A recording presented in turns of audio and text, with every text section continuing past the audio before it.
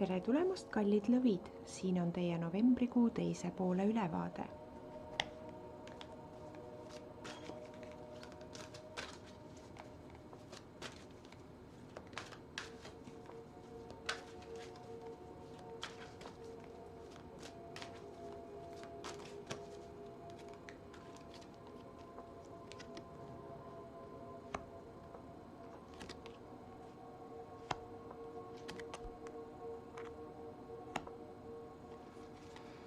No nii, kallid lõvid, teie olete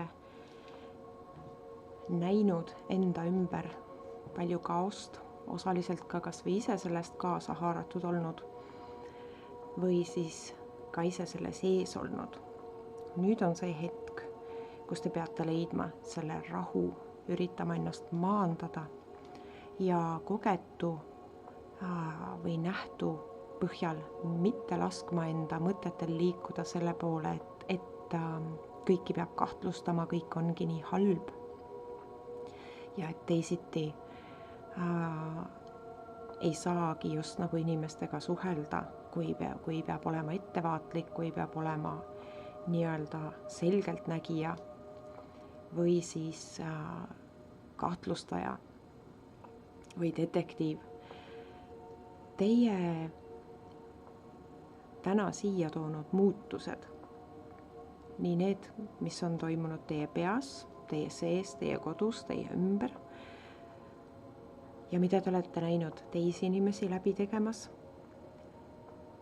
ei ole mitte ilmaasjata teie ellu tulnud, vaid seetõttu, et teie ise saaksite rohkem näha, rohkem mõista. Kui te suudate suhtuda ka halbadesse olukordadesse uudishimuga ja küsida miks, ehk siis mis on see põhjus, mis sellise tagajärje tekitas, siis suudate te ka näha rohkem ja kasutada kõiki oma võimalusi. Sellel kuul on teil hästi suured võimalused lükata käima midagi vägevat, ainult kättevõtmise asi. Praegu on hästi suured muutmise ja muutuste otsad teie enda käes ja seda eriti töö või siis nii-öelda sissetuleku, mis iganes teie sissetulekut loob sellel alal.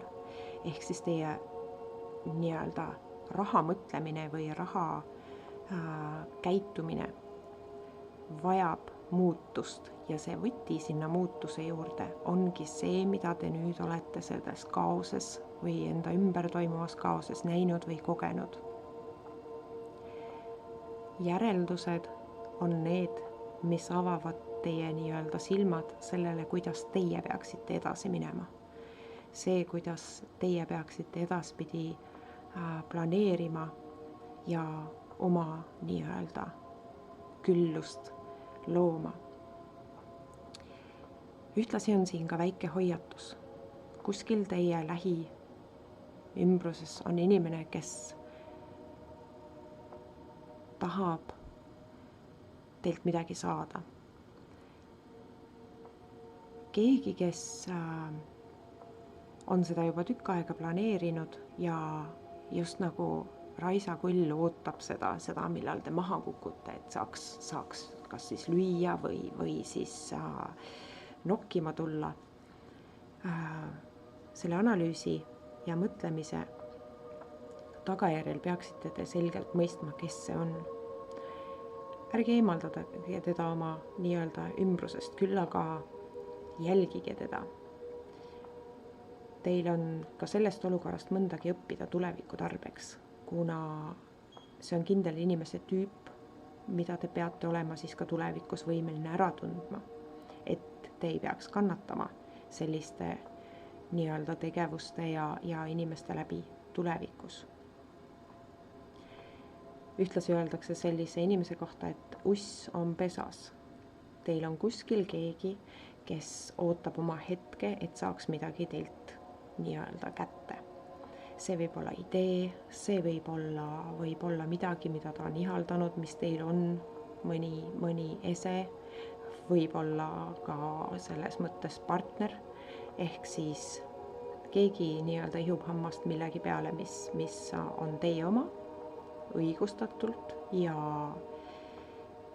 kui te nüüd välja ei mõtle, kes see võib olla töökaaslane, kes ihaldab siis nii-öelda teie arvelt edasi ronida ametiredelil või saavutada midagi või ennast nii-öelda upitada, et vaadake ringi. Selles stabiilsuses, kui te suudate selle luua, ta teile ligi ei pääse. Aga kõigepealt on vaja teil see stabiilsus luua ja oma nii-öelda eesmärgid paika panna ja muuta oma suhtumist sellesse, mida te ootate, mida te tahate, mida te pikemas perspektiivis endale luua või võimaldada soovite. Muutke oma suhtumist töösse, rahasse ja sellesse, kuidas te seda kasutate. Aitäh ja olge hoitud!